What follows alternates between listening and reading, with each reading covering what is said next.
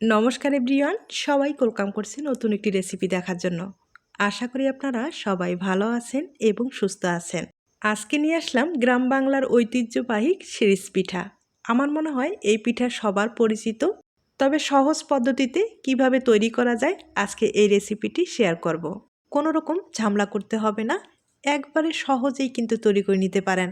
আর এই পিঠাটা খেতে ভীষণ সুস্বাদু, একবার তৈরি করে রেখে পুরো বছর সংরক্ষণ করে খাওয়া যাবে। এবার চলুন কথা না বাড়িয়ে রেসিপিটি শুরু করা যাক। আশা করি আপনাদের ভালো লাগবে। পিঠাগুলো তৈরি করার জন্য এখানে আমি আতপ চালটা ব্যবহার করব। তবে আপনাদের হাতের কাছে আতপ চাল না থাকলে সিদ্ধ চাল ব্যবহার করতে পারেন। চালটা আমি প্রায় 2 ঘন্টা আগে ভিজিয়ে রেখেছিলাম, তবে আপনাদের হাতে সময় থাকলে 3-4 ঘন্টার মতো ভিজিয়ে রাখতে পারেন। এরপরে কিছুটা পরিমাণে সাবুদানাও নিলাম। সাবুদানাটা আমি 10 মিনিট আগে ভিজিয়ে রেখেছিলাম, অনেকটা নরম হয়েছে। সাবুদানাটা ব্যবহার করলে পিঠাগুলো কিন্তু ফুলবে, তাছাড়া অনেক নরম হবে, খেতে ভালো লাগবে। অনেক সময় দেখা যায় কি শুধু চালের গুঁড়ো অথবা চাল দিয়ে তৈরি করলে পিঠাটা ভেজে নেওয়ার পরে একটু শক্ত হয়ে যায়। সেই শক্ত ভাবটা দূর করার জন্য আপনারা কিন্তু সাবুদানা ব্যবহার করতে পারেন, আর সামান্য একটু আটা অথবা ময়দা ব্যবহার করতে পারেন। তাহলে পিঠাটা কিন্তু যখন ভেজে নেবেন অনেক নরম হবে, খেতে খুব ভালো লাগবে। আমি সামান্য পরিমাণে এখানে সাবুদানা ব্যবহার করলাম, আর চাল প্রায় এখানে 150 গ্রাম ব্যবহার করলাম। এখন সব কিছু ভালোভাবে আমি পেস্ট তৈরি করে নেব। তবে এই পেস্টটা একটু শক্ত করে তৈরি করে নিতে হবে। তবে আপনারা চাইলে পাটায় বেটে পেস্টটা তৈরি করে নিতে পারেন, আর পাটায় বাটলে সবচেয়ে বেশি ভালো হয়। আমি সামান্য পরিমাণে একটু জল ব্যবহার করব। এরপরে ভালো একটা পেস্ট তৈরি করে নিতে হবে। চালের পেস্টটা আমি তৈরি করে নিলাম। এবার একটা চালনির সাহায্যে ভালোভাবে চেলে নিব। অবশ্যই কিন্তু চেলে নিতে হবে। দেখতেই পাচ্ছেন অনেকটা কিন্তু দানা রয়ে গেছে, আর এই দানাটা থাকলে সিরিঞ্জ দিয়ে বের হতে চাবে না, পিঠাটা তৈরি করতে অনেক কষ্ট হয়ে যাবে। তাই অবশ্যই চেলে নিতে হবে। আর আপনারা যদি পাটায় বেটে নেন সেক্ষেত্রে এই সমস্যাটা কিন্তু হবে না, সরাসরি আপনারা বেটে নেওয়ার পরে পিঠাগুলো তৈরি করে নিতে পারেন। তবে এই পিঠাগুলো আপনারা চাইলে চালের গুঁড়ো দিয়েও তৈরি করে নিতে পারেন, আর চালের গুঁড়ো দিয়েও কিন্তু খুব ভালোভাবে তৈরি করা যাবে, কোনো রকম সমস্যা হবে না। চালের গুঁড়োটা হালকা কুসুম গরম জল দিয়ে ডোটা তৈরি করে নিতে হবে। ডোটা কিন্তু একটু নরম রাখলে খুব সহজেই সিরিজ দিয়ে আপনারা তৈরি করে নিতে পারেন, অথবা যে কোনো প্লাস্টিকের ব্যাগ দিয়েও তৈরি করা যাবে, কোনো রকম সমস্যা হবে না। চালের পেস্টটা আমি খুব ভালোভাবে চেলে নিলাম, আর এখন কিন্তু ভিতরে কোনো রকম দানা নেই। এখন খুব সহজভাবে সিরিজ দিয়ে পিঠাগুলো তৈরি করা যাবে। এবার এখানে ছোট্ট চামচ দিয়ে 2 চামচ ময়দা ব্যবহার করব, অথবা আটা ব্যবহার করতে পারেন, কোনো সমস্যা নেই। স্বাদ মতো লবণ দিয়ে দিলাম। এবার ফুটন্ত একটু গরম জল ব্যবহার করব, তাহলে বেটারটা একটু আঠালো হবে, পিঠাগুলো তৈরি করতে সুবিধা হবে। এই পিঠাগুলো মূলত শুধু চালের গুঁড়ো অথবা চাল দিয়ে তৈরি করা হয়। আর যে খেয়েছেন তারা তো অবশ্যই জানেন, চালের গুঁড়ো অথবা চাল দিয়ে তৈরি করলে একটু কিন্তু শক্তভাব অবশ্যই থাকে। তবে আপনারা যদি সামান্য সাবুদানা এবং একটু আটা অথবা ময়দা ব্যবহার করেন, এই পিঠার শক্ত ভাবটা থাকবে না। এভাবে একবার খেয়ে দেখবেন, পিঠাটা এতটাই নরম হয়ে থাকে মুখে দিলেই মিলিয়ে যাবে। ডোটা আমি খুব ভালোভাবে তৈরি করে নিচ্ছি, তবে একটু মুথে নিতে হবে। আর ডোটা একটু নরম তো অবশ্যই থাকবে, দেখতেই পারছেন। আমি আবারও সামান্য পরিমাণে একটু জল অ্যাড করে দিলাম। এবার হাতের সাহায্যে ডোটাকে খুব ভালোভাবে তৈরি করে নেব। যত ভালোভাবে তৈরি করবেন ততটাই পিঠাগুলো ভাজার ক্ষেত্রে ফুলবে, পিঠাটা নরম হবে।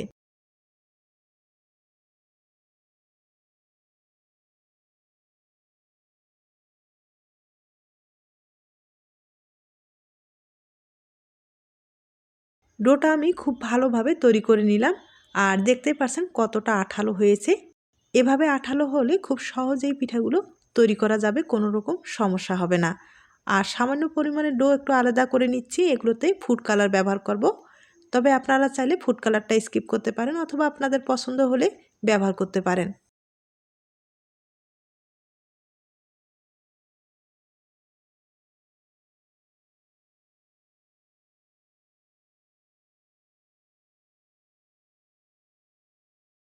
ডোগুলো আমি রেডি করে নিলাম। এবার কিন্তু সিরিজ লাগবে। আমি এখানে 2টা নতুন সিরিজ নিয়েছি।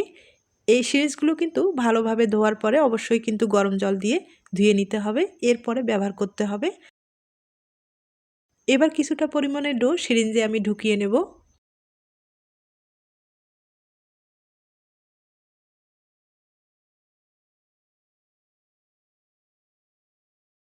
সব কিছু রেডি করে নিলাম। এবার পিঠাগুলো তৈরি করে নিতে হবে। তার জন্য প্লাস্টিক ব্যবহার করব। আপনারা চাইলে কিন্তু পাতাও ব্যবহার করতে পারেন। সামান্য পরিমাণে একটু তেল লাগিয়ে নিলাম। এবার আমি সিরিঞ্জের সাহায্যে খুব সহজেই পিঠাগুলো তৈরি করে নেব।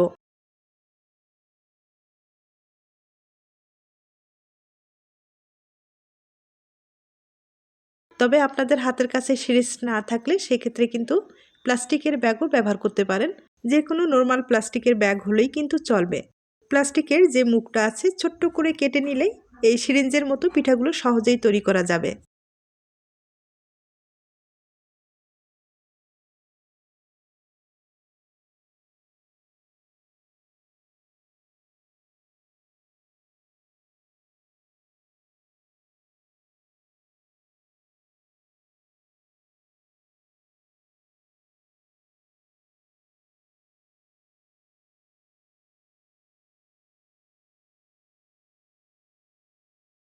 দেখতেই পারলেন কতটা সহজভাবে পিঠাটা তৈরি করা যায়, আর দেখতেও ভীষণ সুন্দর হয়েছে। আপনাদের এই ডিজাইনটা পছন্দ হলে তৈরি করে নিতে পারেন। একইভাবে আরেকটা তৈরি করে আপনাদের দেখিয়ে দিচ্ছি।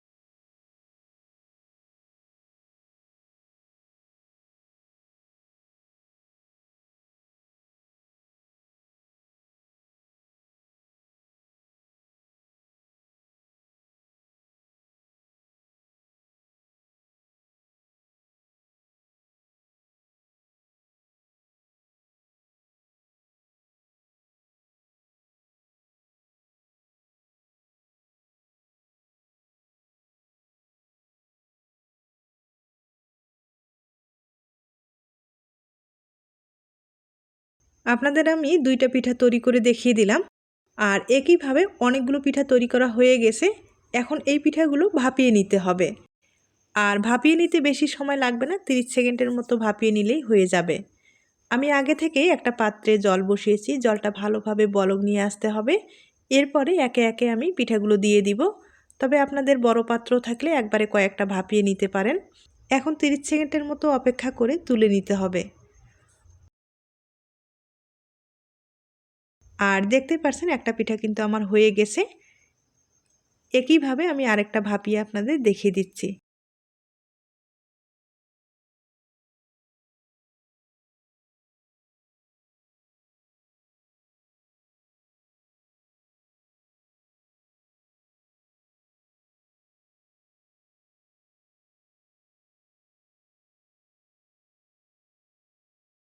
আমি আপনাদের ২টা পিঠা ভাপিয়ে দেখিয়ে দিলাম। আর দেখতেই পারছেন ভাপানোর পরে কতটা সুন্দর হয়েছে। আমি কিন্তু একইভাবে অনেকগুলো পিঠায় ভাপিয়ে নিলাম।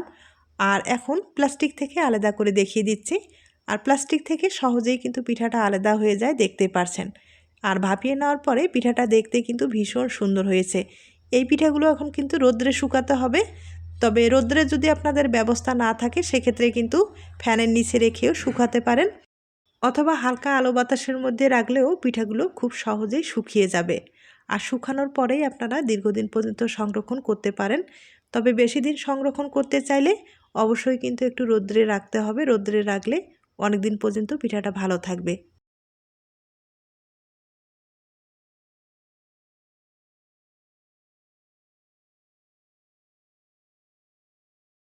এবার রোদে শুকার পরেই পিঠাগুলো আমি আপনাদের দেখিয়ে দিচ্ছি। আমি কিন্তু রোদ্রে শুকিয়ে নিলাম। শুকানোর পরেই দেখতে পাচ্ছেন পিঠাগুলো কতটা সুন্দর হয়েছে। এভাবে কিন্তু আপনারা দীর্ঘদিন পর্যন্ত সংরক্ষণ করতে পারবেন। আর যখন খেতে ইচ্ছে করবে তখন শুধু তেলে ভেজে খেলেই হয়ে যাবে। আর এখন আমি কয়েকটা পিঠা আপনাদের তেলে ভেজে দেখিয়ে দিচ্ছি।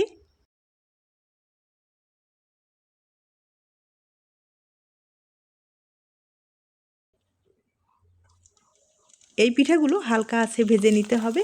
বেশি আঁচে ভাজলে পুড়ে যাওয়ার সম্ভাবনা বেশি থাকবে। হালকা আঁচে ভেজে নিলে পিঠার কালারটাও ভালো থাকবে এবং পিঠাটা খেতেও ভালো লাগবে। একইভাবে আমি কয়েকটা পিঠা আপনাদের ভেজে দেখিয়ে দিচ্ছি।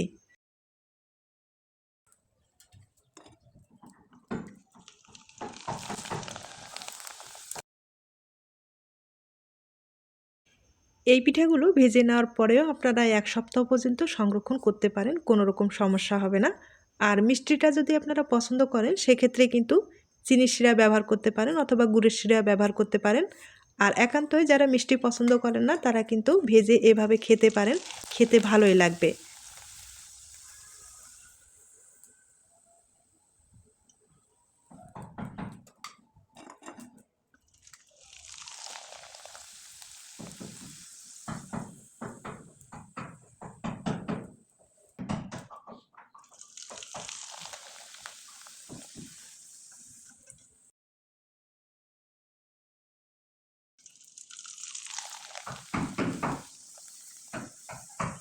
একইভাবে আমি অনেক কয়েকটা পিঠাই ভেজে নিলাম। এখন আপনাদের পরিবেশন করে দেখিয়ে দিচ্ছি। তার আগে ছোট্ট একটা রিকোয়েস্ট থাকবে, পিঠার এই রেসিপিটি যদি আপনাদের ভালো লেগে থাকে বা আপনার কোনো উপকারে আসতে পারে তাহলে কিন্তু একটা লাইক দিতে পারেন। আর আমি সামান্য পরিমাণে একটু চিনি ছড়িয়ে দিচ্ছি, তাহলে পিঠাটা খেতে ভালো লাগবে। এবার একটা ভেঙে আপনাদের দেখিয়ে দিচ্ছি। দেখতেই পারছেন পিঠাটা কতটা মুচমুচে হয়েছে। আর এরকম মুচমুচে পিঠা খেতে কিন্তু দুর্দান্ত লাগবে। ভালো লাগলে অবশ্যই রেসিপিটি একবার হলেও বাড়িতে ট্রাই করে দেখতে পারেন। আজ তাহলে এ পর্যন্ত, নতুন কোনো রেসিপির সাথে আবার দেখা হবে। সবাই ভালো থাকবেন এবং সুস্থ থাকবেন।